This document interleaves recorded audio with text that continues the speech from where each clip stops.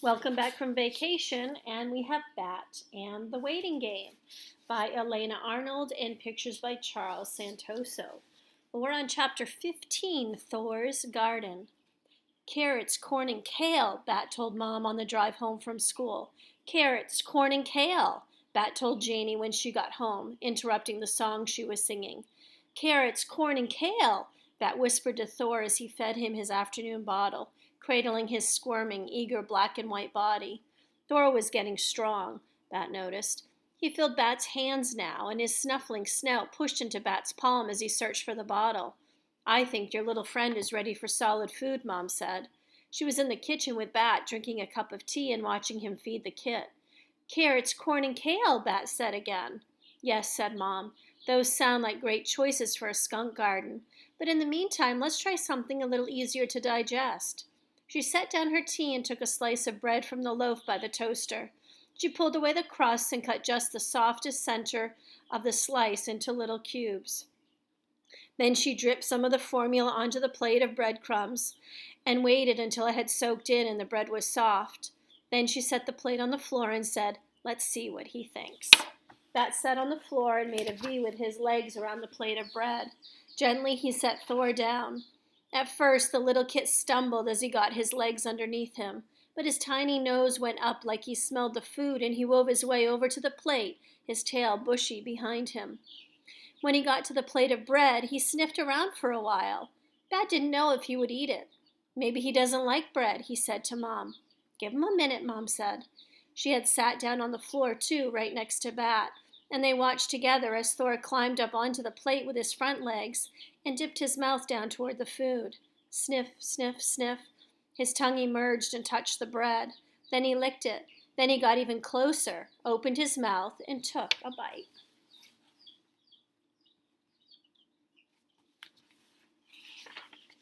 "He's eating," Bat said. "He sure is," Mom said. Thor chomped down half the plate of formula-soaked bread, and then he turned away from it. Bat scooped him up and wiped his face clean with the napkin Mom handed him. "They grow up so fast, don't they, Bat?" Mom said. Bat nodded. He nodded. He was proud of Thor, but he knew what it meant. He knew what it meant that Thor was learning to eat on his own. It meant that he was one step closer to being able to return to the wild, one step closer to not needing Bat anymore. "I kind of wish he still needed to be bottle-fed," Bat said. "Babies can't stay babies forever," Mom said. She stroked Bat's hair as he stroked Thor. Thursday afternoon, Bat and Tom and Israel took the big black truck to the nursery to get supplies for the skunk garden. Bat and Israel had written up a list of supplies, and Mom had checked it the night before. She crossed off shovel and hoe because she said they already had those things in the shed. That still left carrot seeds, corn seeds, kale seeds, and fertilizer. Not a very exciting list. When they'd found everything they needed, Tom drove them all back to Bat's house so that they could get to work. Bat had never been at his house without another member of his family being there, and he wished suddenly that Janie were home. Not because he wanted her to make him a sandwich, not because he needed anything from her, just because it would have been nice to have her there. He found the key just where Mom had promised to leave it, under the second biggest potted plant on the front porch, because the biggest one was too heavy to move, and used it to open the front door. Then, standing in the hallway with Tom and Israel, Bat felt suddenly shy. But Israel raced straight through to the kitchen, down the steps, and into the backyard. "Come on, Bat, let's garden." Half an hour later, the garden box was planted.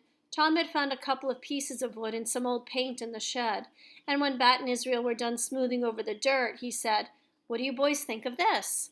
It was a signpost that read, "Thor's Garden." "It's perfect," said Bat. Tom hammered the sign into the dirt, and they all stood together admiring it. Now they just had to wait for the plants to grow.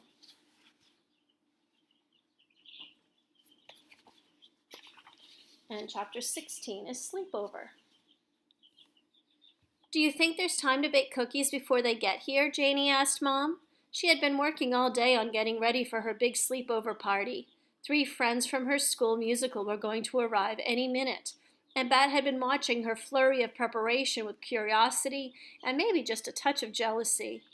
"You already made brownies and ordered pizzas and had Mom take you to the store for 3 different kinds of juice," Bat said.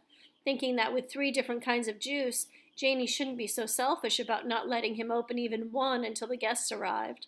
I know, Janie said, twirling her hair up into a bun, but I can't remember if Corinna said she doesn't like brownies or cookies. I thought it was cookies she doesn't like, so I made brownies, but now I think I might be remembering wrong. I like brownies, Bat said, and I also like cookies. I know, Bat, Janie said, rolling her eyes. Bat hated when Janie rolled her eyes at him. It was rude. He was about to tell her so when the doorbell rang. They're here, Janie yelped, and she ran out of the kitchen. Soon the house was brimming with noise. Janie and her friends seemed to have forgotten the whole concept of inside voices. Bat peeked through the kitchen door. One of Janie's friends saw him and waved. Bat waved back, then headed down the hall toward his room. Janie, he heard a girl's voice ask, didn't you tell me your brother is autistic? Uh-huh, said Janie. So is my cousin, the girl answered. Bat went into his room and closed the door firmly behind him, but he could still hear the girls, only slightly muffled. Bat sighed and flopped down into his beanbag. He wasn't sure what name to give the emotion he was feeling. His eyes darted across his room as he looked for something to do. Even his animal encyclopedia, which usually made him perfectly content, didn't seem appealing. And Thor must have been deep into his afternoon nap, because Bat couldn't hear him stirring in his enclosure. Now that Thor was less of a baby and more of a toddler, Bat liked to think of his enclosure as a playpen. In one back corner was the kitty transport box that made a sort of cave for Thor to sleep in. In the other back corner, newspapers acted as a bathroom for the kit, who was quickly learning the right place to go. Up toward the gate at the front was Thor's food dish, which Bat filled 4 times a day, a water dish, which he changed and refilled every morning and night, and hanging from the gate was Thor's sling, which he used to disappear into, but which was getting a little tight. Mom knocked on Bat's door. He knew it was her because she always knocked in a little pattern. Knock, knock, pause, knock. Come in, he said. Mom opened the door and the girl's noise got louder. She came into the room and shut the door again. Those girls know how to party, she said with a smile. Bat shrugged. I guess, he said. Mom sat on the edge of the bed. How's Thor? He's taking his nap, Bat sighed, and for no reason his eyes filled with tears. Oh, little Bat, said Mom, and she stroked his hair. Are you feeling lonely? Bat shrugged. Maybe, he said. Mom pet Bat's hair in long, slow strokes. It felt nice. Hey, she said, I have an idea. What? Said Bat.